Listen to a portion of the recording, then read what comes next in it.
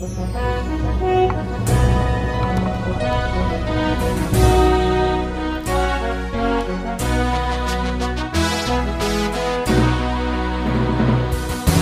bagi saudara sekalian. Marilah kita siapkan hati dan pikiran kita untuk mendengarkan firman Tuhan. Kita berdoa. Kasih karunia dan damai sejahtera dari Allah Bapa kita dan dari anaknya Tuhan Yesus Kristus menyertaimu. Amin.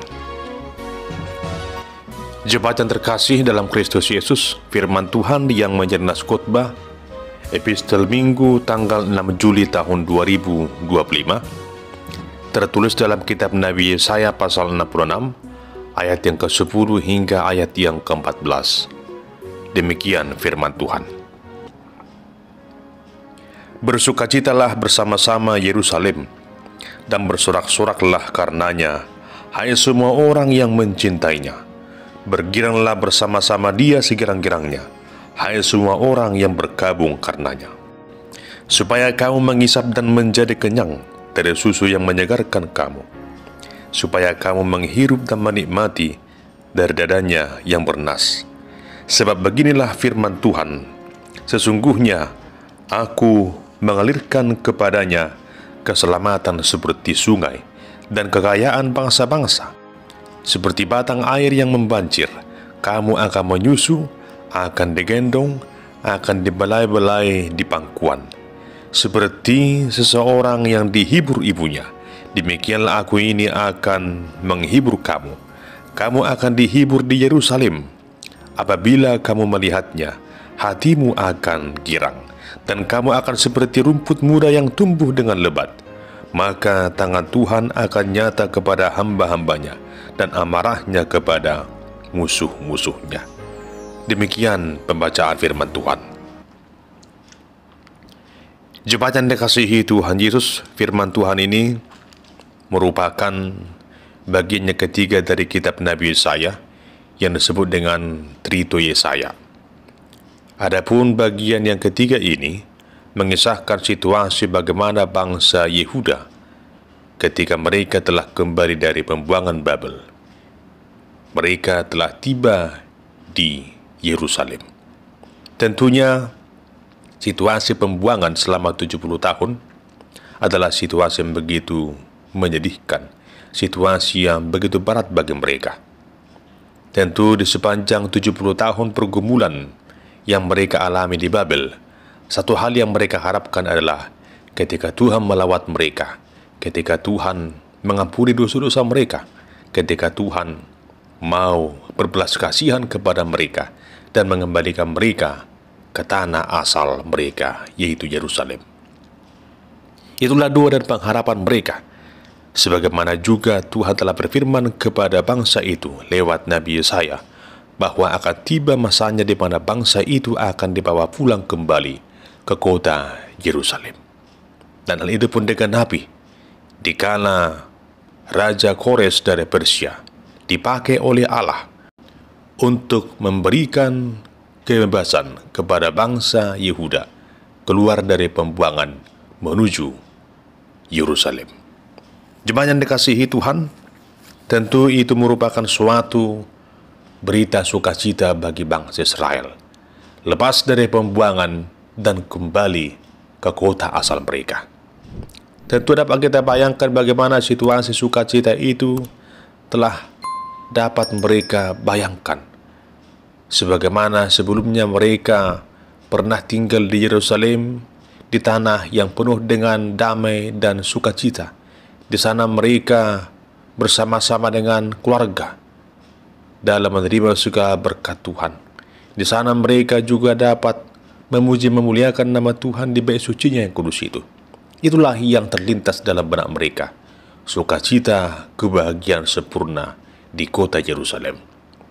Namun, apa yang mereka harapkan itu tidak terwujud pada saat itu juga. Karena dikala mereka tiba di kota Yerusalem, mereka menemukan kota itu sudah hancur, diluluhlantahkan pada zaman Raja Nebukadnezar, dikala mereka dibawa sebagai tawanan ke pembuangan Babel. Kota yang dulunya indah itu sudah hancur rata, tinggal dengan puing-puing. Kota yang dulunya adalah tempat untuk beribadah, di mana di sana didirikan bait suci, tetapi pada masa itu tidak ada lagi tempat bagi mereka untuk beribadah kepada Tuhan Allah. Semuanya telah tinggal puing-puing. Lalu saudara dikasihi Tuhan, di tengah situasi yang mereka alami saat itu, membuat bangsa itu merasakan suasana yang begitu menyedihkan. Mereka hampir berputus asa oleh karena keberadaan kota Yerusalem yang sudah hancur itu. Mereka merasa bahwa masa depan mereka sudah berakhir. Mereka merasa bahwa sepertinya Tuhan meninggalkan mereka. Namun di tengah situasi keputusasaan itu, Tuhan Allah yang begitu mengasihi bangsa pilihannya itu hadir lewat firman-Nya melalui Nabi Yesaya kepada bangsa Yehuda, bahwa Tuhan akan menyatakan suatu pemulihan, pembaharuan bagi mereka. Tuhan tetap mengingat bangsa itu, dan Tuhan akan memulihkan mereka menjadi laksana ciptaan yang baru, dalam suatu suasana yang baru, sebagaimana Tuhan telah berjanji akan memulihkan keberadaan mereka dikala mereka tiba di kota Yerusalem. Demikianlah Tuhan akan mewujud nyatakan apa yang telah Ia sampaikan kepada umat-Nya itu. Jemaat Tuhan, lewat perikop ini dari ayat yang ke-10, firman Tuhan berkata kepada bangsa itu, "Bersukacitalah bersama-sama Yerusalem, dan bersorak-soraklah karenanya, hai semua orang yang mencintainya." Inilah satu perintah yang Tuhan firmankan kepada umat-Nya, agar mereka bersukacita di kota Yerusalem. Muncul satu pertanyaan, bagaimanakah bangsa itu dapat bersukacita di kota Yerusalem yang sudah hancur itu? Dapat kita bandingkan dalam situasi kehidupan kita. Mungkinkah kita bersukacita di tengah situasi sulit, situasi yang penuh dengan pergumulan dalam kehidupan ini? Mungkinkah kita masih mengucap syukur di tengah situasi kepahitan yang kita rasakan dalam hidup ini? Namun firman Tuhan mengingatkan kepada kita saat ini agar kita bersukacita di dalam Tuhan. Sebagaimana bangsa itu diperintahkan untuk bersukacita di Yerusalem, tentu bukan bersukacita karena kota itu sudah hancur. Namun di sana termaktub suatu landasan akan munculnya pengharapan yang hidup, di mana Tuhan akan memulihkan kota Yerusalem, sehingga di tengah situasi itu mereka bersukacita, bukan karena situasi Yerusalem yang sudah hancur, namun bersukacita karena Allah berada di tengah-tengah mereka.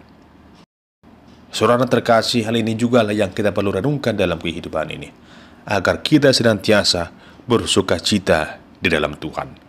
Bukan bersukacita oleh karena masalah, namun bersukacita karena Tuhan hadir di tengah-tengah kita, menyertai kita, melewati setiap persoalan, permasalahan dalam kehidupan kita.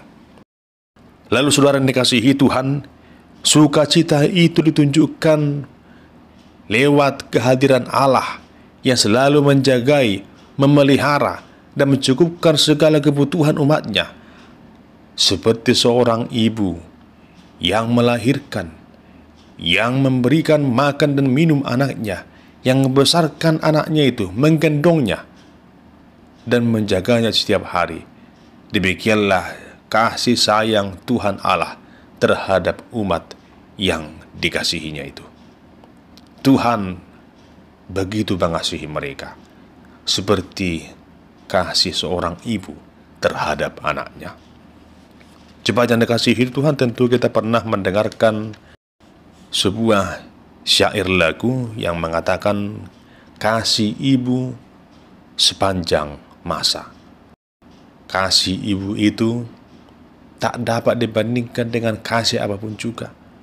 Kasih seorang ibu hanya memberi, tak mengharapkan sesuatu yang menjadi imbalan yang akan dikembalikan kepadanya. Kasih ibu itu tetap untuk selama-lamanya. Lebih daripada itulah kasih Allah terhadap kita umatnya. Kasih Allah tak pernah berkesudahan. Kasih Allah tak pernah berhenti. Kasih Allah tak pernah lekang oleh waktu. Kasih Allah sudah ada dari dahulu dan juga tetap ada pada saat ini dan sampai selamanya. Kasih setia Tuhan tak akan pernah berakhir, tak akan pernah berlalu dari kehidupan kita umat yang Ia kasihi itu. Kasih setia Allah itu nyatakan kepada bangsa itu, sebagaimana Dia akan memulihkan keberadaan mereka di kota Yerusalem.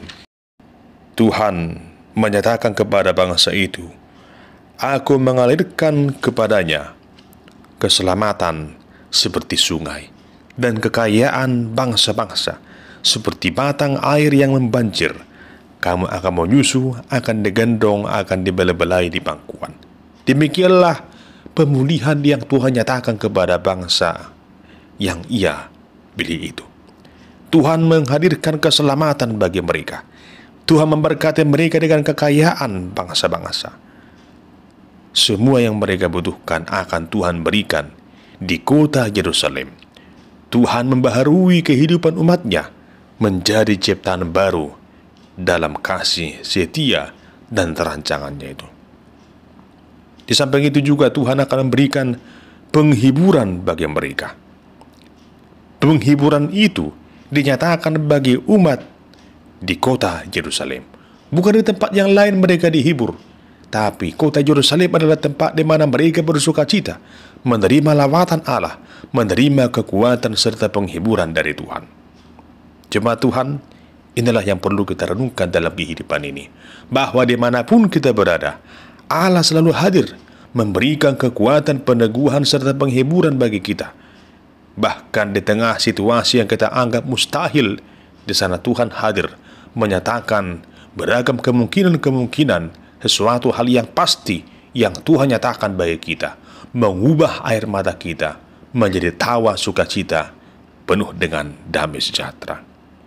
Lalu, ketika bangsa itu melihat lawatan Allah, ketika bangsa itu melihat pemulihan yang Tuhan nyatakan bagi mereka, pada akhirnya mereka sadar, sungguh Tuhan itu luar biasa, penuh kuasa, rahmat, dan kasih setia. Akhirnya mereka akan bergirang, bersukacita, karena telah melihat, karena telah merasakan betapa agungnya kasih dan kuasa Allah. Kehidupan bangsa itu akan laksana seperti rumput muda yang tumbuh dengan lebat. Maka tangan Tuhan akan nyata kepada hamba-hambanya dan amarahnya kepada musuh-musuhnya. Di sini Tuhan menyatakan bagaimana Dia menunjukkan kuat kuasa dan keadilannya kepada umatnya yang begitu Ia kasihi, kepada para hambanya yang setia kepadanya. Tuhan lawat, Tuhan pulihkan, Tuhan sertai, dan Tuhan berkati. Namun kepada bangsa-bangsa lain yang selama ini menghukum bangsa pilihannya, yang selama ini tidak takut akan Tuhan, maka mereka akan ditimpa oleh amarah dari Tuhan yang Maha Kuasa. Jemaat Tuhan, inilah keberadaan hidup orang yang percaya kepada Tuhan. Sekalipun dalam kehidupannya ia melewati beragam kesusahan, namun ada satu hal yang pasti, Tuhan akan pulihkan kehidupannya, sehingga damai sejahtera, sukacita, keadilan Allah akan ia rasakan di sepanjang hidupnya. Dia akan bersorak-sorai, dia akan bergirang, melihat dan merasakan anugerah Tuhan yang tak terhingga itu. Inilah yang kita renungkan lewat kehadiran Tuhan Yesus di tengah-tengah dunia ini, lewat kasih setia Allah dalam Kristus Yesus, lewat pengorbanan Kristus di kayu salib. Kita telah ditebus dari dosa dan maut, sehingga kita semua telah dijadikan menjadi ciptaan yang baru di dalam Kristus. Oleh karena itu, mari bersyukur, mari bersukacita atas segala yang Tuhan perbuat bagi kita. Dia telah memulihkan kita, telah menebus dosa kita, dan juga selalu menyertai kita, memelihara kita, menjagai kita di sepanjang perjalanan hidup kita. Sebagaimana Tuhan Yesus yang telah berjanji akan menyertai kita sampai pada akhir zaman. Demikianlah kasih setia Tuhan tak akan pernah berakhir dalam kehidupan setiap orang yang selalu berserah kepadanya.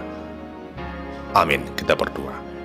Ya Tuhan Allah, kami sungguh mengucap syukur atas firman yang kami dengarkan saat ini, bahwa Engkau telah menjadikan kami menjadi ciptaan yang baru. Engkau Allah yang telah memulihkan keberadaan hidup kami. Sungguh sempurna ya Tuhan kasih dan rahmat-Mu atas kehidupan kami. Tuntun kami Tuhan mensyukuri anugerah-Mu dengan bersuka cita dan selalu dekat kepadamu, oleh karena rahmat dan kasih setia-Mu tak pernah berlalu dan tak pernah berakhir. Terpujilah nama-Mu ya Tuhan kekal sampai selama-lamanya. Dalam Kristus Yesus kami berdoa dan mengucap syukur kepadamu. Amin.